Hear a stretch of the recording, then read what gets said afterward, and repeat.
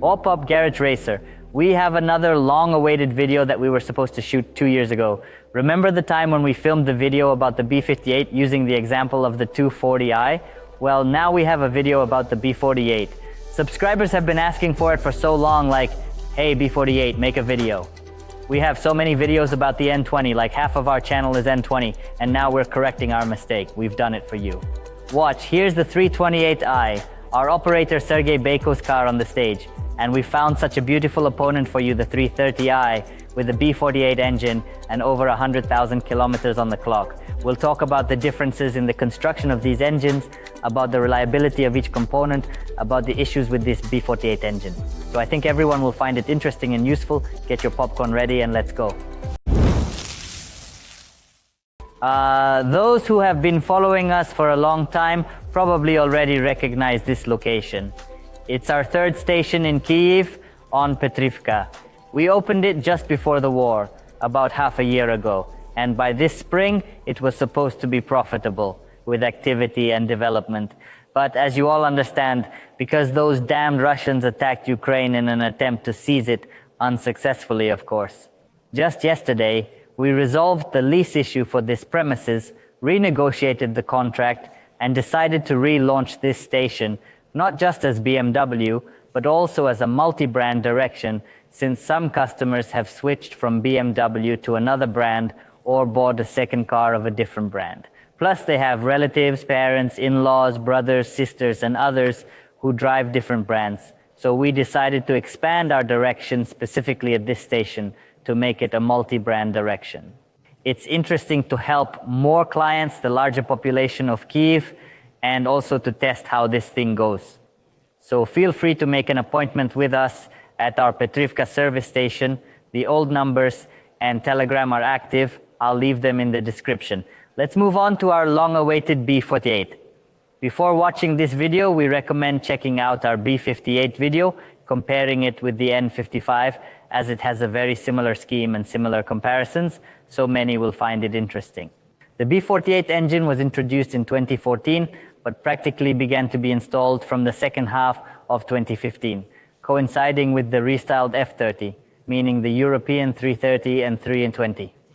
By the way, in Europe, the restyled 320i already came with the B48 engine, while in the US, the 320i continued with the N20 even into 2017. So some wonder how in 2017 there could still be N20 engines when B48 was already there. That's how it is. In the American market, there's no B48 at all in the 320, 220, 420 BMWs. If it's a European model, which we have very few of, they will of course have the B48 in the facelift. It just so happened that in 2015, the facelift started after June, I think. And that's when they began installing them. And look, here's an interesting detail. Despite the B48 starting to be used from 2015 onwards, don't assume that if you have, for example, an F10 or an F25 like the X3 from around 2016, 2017, that the 520i or 2.0i on the F25, they still have our beloved old N20. Essentially, the B series was not installed on many models of the F series. It was on the lower end models like the 1, 2, 3, and 4 series, but not on the 5, 6, 7 series, and of course not on the X models. It was also on the Mini Cooper, by the way. It really came into its own in the G series, and by the way, for those who didn't get it, it's been in production until now, from 2015 to 2022, with no major plans to replace it, just adding various hybrid electric installations. In the G series, it completely replaced the N20 in all the 2-liter engine versions, such as the 520i, 530i in the G30, and similarly the 320, 330 in the G20, as well as in the X301, X4. Our beloved B48 was installed there as well. By the way, unlike the F series where the N20 wasn't used in the 7 series, in the G series, we have a review on the G12. Check out the link there. We didn't mention it, but the 730i had the B48. So imagine, I think this is the next bestseller for the next maybe 10 years, when everyone will have forgotten about the N20 and everyone will be driving G series. This engine will be the first guinea pig from which we will squeeze out. God willing, everything will be normal in the country, power and so on. A joke from Sergei Bako. The 100th gasoline will appear only when all the 200s leave our country.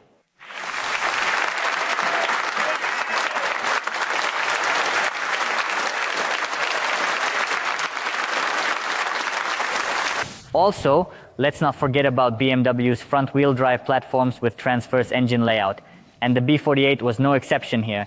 It was also used in the X1, F48, X2, and the Mini platforms. Those who don't know, they share the same platform in general.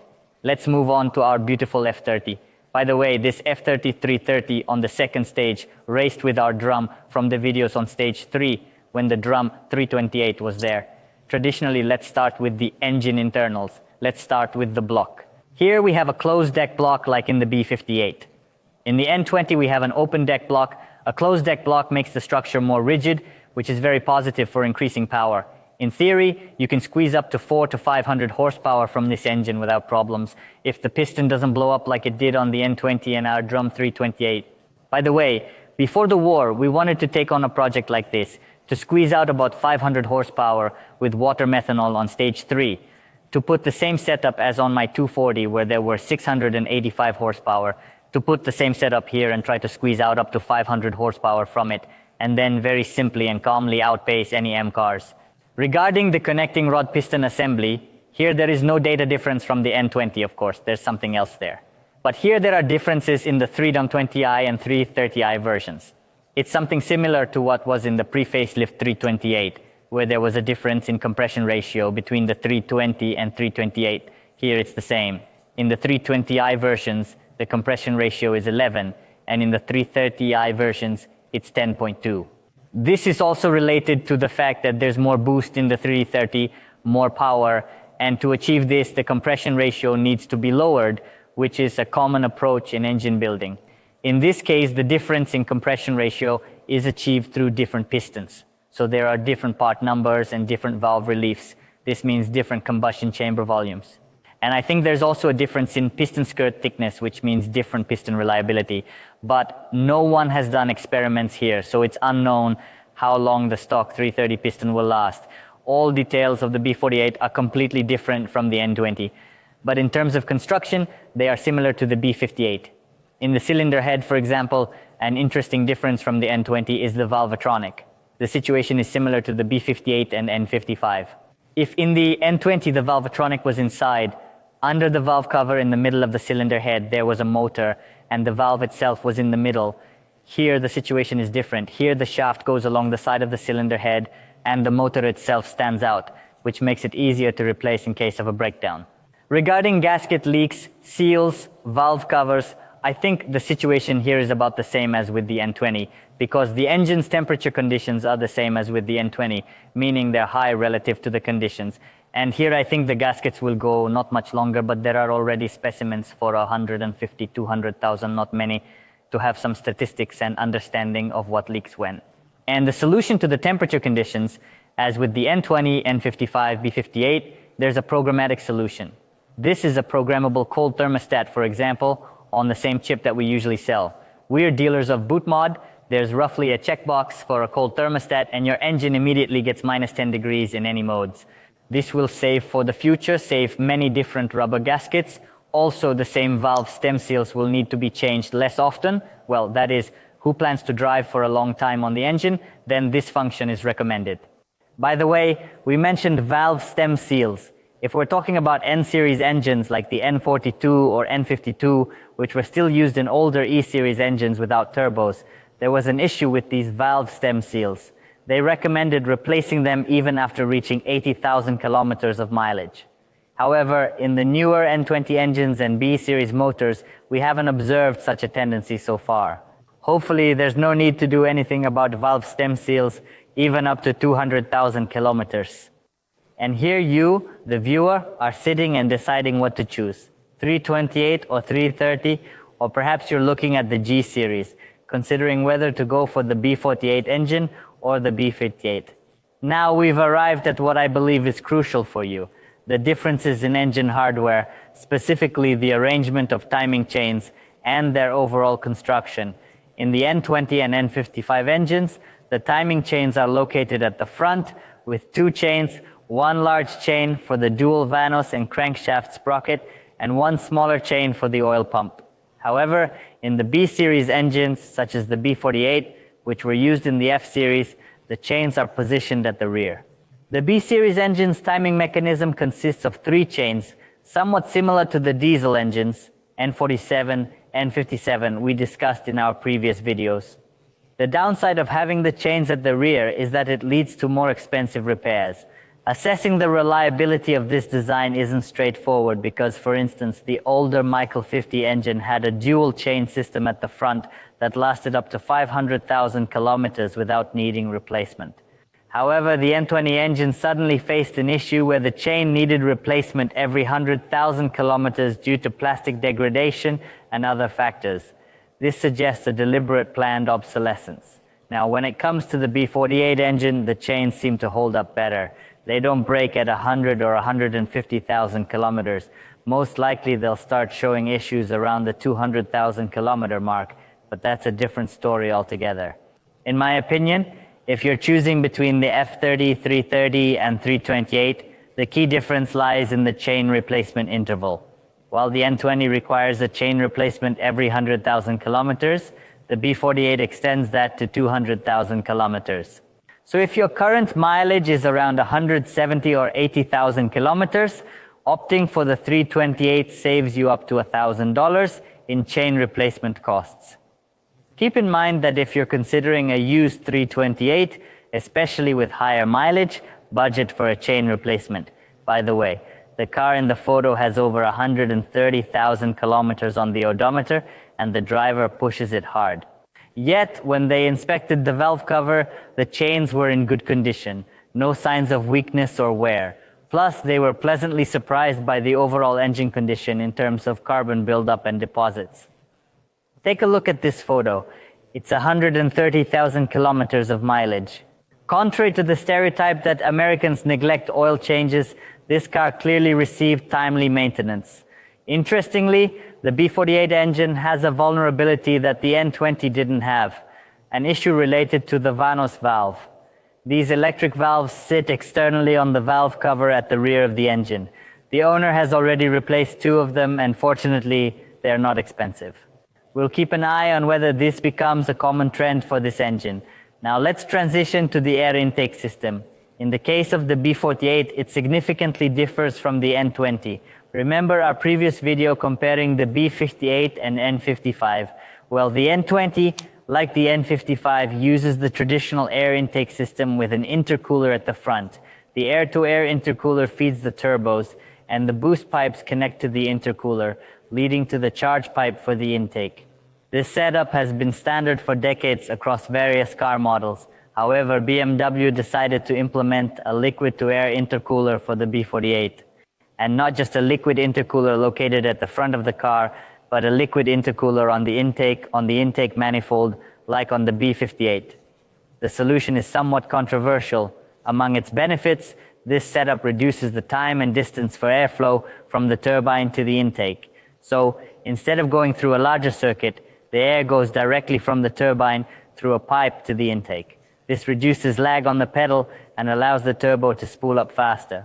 There's less volume in the system that needs to be pressurized by the turbo.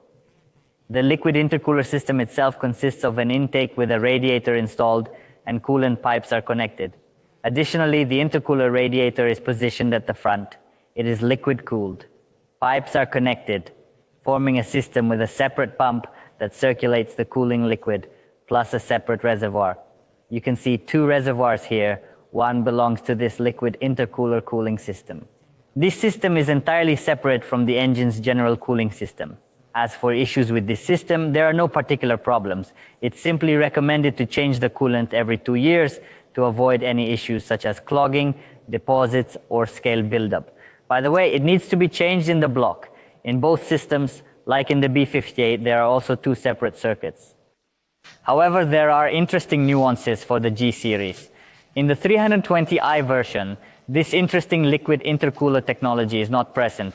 Instead, a standard air cooler is used, as in earlier engine series.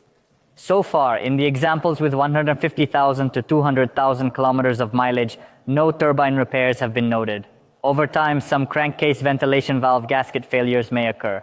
This is analogous to the N20, where after 100,000 kilometers, the crankcase ventilation valve gasket tends to fail. It is involved in the air supply system and crankcase gas recirculation system. Likewise, I think there will be breakdowns here as well. Although right now, these cases are not widespread at all. Generally speaking, the B48 air supply system has no issues that have been noticed, you could say, at this moment. That is, maybe in 5 to 10 years, some issues might surface. But there is one thing, one nuance, which is the fuel tank ventilation valve. This fuel tank ventilation system is connected to the air intake because there is a valve that transfers vapors from the tank to the intake where they are burned in the engine. This valve often fails. It either stays open or gets stuck, causing the engine to run rough or unevenly on warm-up after startup, and there may be additional unaccounted air intake in the system. But this problem is fixed by replacing this valve. By the way, this car has over 130,000 kilometers on it, and the owner has already replaced this valve. The turbocharger is working fine here. It has an electronic wastegate. Unlike the N20, where the early modifications had a pneumatic wastegate regulated through vacuum tubes, a pressure regulator, and an actuator. In that system, a vacuum tube connected to the actuator would move the wastegate. The electronic wastegate system is more reliable and practical, so kudos to this engine. This is an exception to the rule, but in this particular case, the owner installed an oil catch can. That is, on the crankcase ventilation hose leading to the turbo, he installed an oil catch can to capture oil that might pass through with the crankcase gases at high RPMs or under heavy load if the crankcase ventilation system can't cope. This is a rarity. For hardcore tuners who will be doing some crazy stage 3 tuning, it is recommended to replace the intake charge pipe, as on the B48, from plastic to metal. As for the chip tuning on this version, similar to the B48, it is easier and more preferable than the N20 when doing a stage 2. As you know, stage 1 is just a software modification, while stage 2 involves replacing the intercooler and swapping the catalytic converter for a downpipe. This is for the N20. For example, boot mod lists required for stage 2, which means that these parts are necessary. For the B48 and B48, boot mod states that for stage 2, only a high flow downpipe is needed. So you remove the catalytic converter, install a downpipe, and there's no need to change the intercooler because the liquid-cooled intercooler system here is sufficient for stage 2 and doesn't require replacement. Although in general, there are larger intercoolers available specifically for stage 3. For example, I have such an intercooler on my 2 Series, but they are quite expensive and very few people replace them. Also, it seems that the B48 has resolved a problem that was present in the N20. On the N20, there was a plastic intake pipe before the turbo, which often cracked. We always had replacements available for it, but no such issue has been noted on the B48. We'll see how it goes moving forward. Moving on to the fuel delivery system, everything is fine here. The in-tank fuel pump and the high-pressure fuel pump are all functioning properly. The fuel rail is solid. On the B48, it was divided into 2 parts, while on the N20 and N55, it was solid. Here it is also solid, but with an interesting feature similar to the B58. There are no fuel lines running from the fuel rail to the injectors. The injectors are directly mounted on the fuel rail with 4 injectors on top, covered by the fuel rail. This is quite an interesting system. No issues have been noticed with this setup, neither on the B58 nor on the B48. As for the ignition system, everything seems to be fine here as well. It is recommended to change the spark plugs every 60,000 kilometers. The positive aspect regarding the ignition coils is that they do not fail as they did on the N20 and N55. The N20 and N55 had older type coils, which were also used on the N52 and even earlier on the N42. These had a tendency to start failing around 100,000 to 150,000 or even 200,000 kilometers. So far, no such issues have been observed on any mileage. It's also worth noting that there are not many cars with 250,000 to 300,000 kilometers yet. And moving on to the engine cooling system. As you might have guessed, it's not as simple as it was in the N20. Here there are 2 cooling circuits. In the N20 there was only one. This, as you might understand, is related to the liquid-cooled intercooler system. There are several differences in the main engine cooling circuit. The first one is the main pump. In the N20, it was electric and cost around $300 to $500. Here we have a mechanical pump which costs around $100. So this is an improvement, meaning more reliability and so on. Another difference is the thermostat. It's not just a simple thermostat here, it's actually called an engine cooling system module. This module doesn't just work like a regular thermostat, but actually regulates the cooling of the entire engine. It has separate channels for the block and the cylinder head. This module regulates in which modes to supply cold coolant either to the entire engine, both block and cylinder head, or just to the cylinder head. For example, in the B48, during warm-up, there's a mode where the coolant doesn't circulate through the block and cylinder head at all. The pump circulates it through itself to warm up the engine faster. This speeds up the engine warm-up, reduces emissions, and saves fuel. During partial warm-up, this module opens a channel that supplies coolant only to the cylinder head, so the block continues to warm up to operating temperature faster. Only during full load or full warm-up does it partially open the channel to pass cold coolant through the block. Imagine how multifunctional this system is, and all this is controlled by a very smart thermostat located at the front of the engine. In the B48, it was located under the intake and was called a Smart Heat Management Module. Here, it is located at the front. It costs around $200. A regular thermostat for the N20 costs around $80, if I remember correctly, and sometimes needed replacement after 100 or 150,000 kilometers.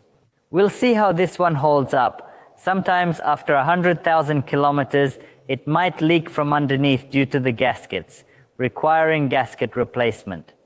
The mechanical pump is mounted under the pump module, attached to a bracket, which is attached to the engine, and there is a gasket between the bracket and the engine where coolant might leak. We also have an oil filter housing with a heat exchanger where the gaskets might fail, causing leaks, and sometimes the plastic might crumble, requiring replacement of the housing itself, not just the gaskets. In the main engine cooling system, apart from the mechanical pump, there's also a small electric pump that serves to cool the turbocharger after you turn off the engine. In the N20, the electric pump could still run after you turned off and left the car to continue cooling. With a mechanical pump, this is impossible because the engine has stopped and no one is driving the pump to circulate the coolant. So a small pump was added to circulate the coolant. This is the same as I described for the B58. In the B48, a known issue after approximately 75,000 kilometers is the failure of the thin coolant hose that runs from the expansion tank. This is a well-known problem on the internet, and this hose has been replaced on this car as well. We've also had clients with this issue, and I remember it personally. So be prepared to replace that hose to avoid being stranded on the road. One of our clients had to be towed several hundred kilometers to us because of this. Regarding the cooling circuit associated with the liquid-cooled intercooler system, everything has been said already. There is a separate electric pump that circulates the coolant. So far, no problems have been noticed with this system. The cylinders here have a specific wear-resistant coating. We hope this situation is not like the one with Nicosil and that everything will be fine, lasting up to 500,000 kilometers. Personally, I would be interested in conducting an experiment. Take a 330, for example, with 50,000 kilometers, fill it with a cold thermostat tune, such as Boot Mod 3, which lowers the temperature by 10 degrees across the system, and compare it with a car without the cold thermostat at around 150,000 kilometers. It would be interesting to see if everything leaks or not, particularly around all the gaskets, the thermostat, the pump, the oil filter housing, and so on. Or if that hose on the tank would burst. It would be an interesting experiment, but it's very difficult to carry out in reality. Moving on to the exhaust system, there's nothing particularly interesting here. The turbo works fine, then there's the catalytic converter. The only differences are between the B48 and B46 engines, which is similar to the N20 and N26 for Americans. The N26 and B46 are versions made for the American market with better emission standards. For the owner, there is essentially no difference. The main difference is in the catalytic converter. The B46 engine has an additional catalytic converter, just like the N26. If you want a full stage 2, you will also need to remove this additional converter. Moving on to the engine accessories. Everything here is straightforward and clear, just like usual. Pulleys and belts are recommended for replacement after 100,000 kilometers. Alternators are as usual, and there is no hydraulic power steering here. Instead, there is an electric rack. There's an added pump. In the N20, there was no pump because it was electric, but here the pump is driven by the regular generator belt. Moving on to chip tuning. The situation here is very similar to the N20 engine. In the 320 Ti versions, as I mentioned earlier, the compression ratio is different. Stock, it has 184 horsepower, which is exactly the same as the 320 with the N20 engine. In the 330 engines, the compression ratio is lower, so at peak boost, the 320 and 330 will produce different power levels, and the 330 can be boosted more safely. Stock, the 330 has 252 horsepower. Boot mod offers a similar scenario as with the 328. Stage 1 here results in approximately 280, 290 horsepower, and stage 2 around 300 horsepower. So I think that if you go for a stage 2 plus, like we had on the drum, you'll get around 305 to 310 horsepower here. To draw an analogy with the N55 and B58, the B58 offered more power more easily. You could comfortably reach 430 to 450 horsepower on stage 1 or 2 with just a downpipe. But here, as you can see, there hasn't been any revolutionary evolution. The advantage here is that the engine hardware is more powerful with a better block and I think better pistons. So in theory, you could extract more power with a hybrid turbo. But for that, you'd need to go for a hybrid turbo. With the stock turbo, these are the power limits you're looking at, similar to the 328 on the N20. For a BMW user, the main advantage here is not having to spend money on an intercooler. And that would usually be the end of our typical engine video, but not with the B48. The B48 has a second modification, the B48tu, which is installed on all BMW G series and is still being used up to this day until 2022. So we'll talk a bit about the differences between them. As usual, for the differences, I looked up the BMW catalog and roughly compared the F30 330 and the G20 330. And of course, there was a big surprise.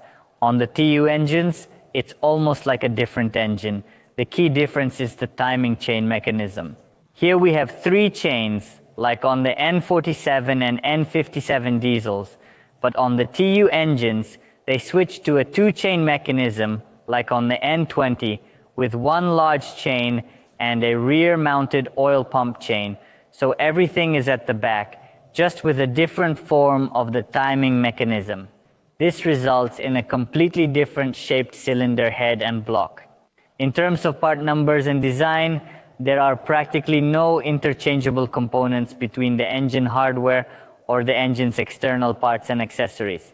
There's no point in arguing about the reliability of the 3-chain versus the 2-chain setup, because both can last for 500,000 to 1,000,000 kilometers, and the 3-chain can last for 300,000 to 400,000 kilometers. It's a question of what longevity BMW's engineers intended. In some versions of the TU engines, BMW made revolutionary changes to the exhaust system. They integrated the exhaust manifold into the cylinder head, so all the channels run through the cylinder head, with only one outlet where the turbo is attached.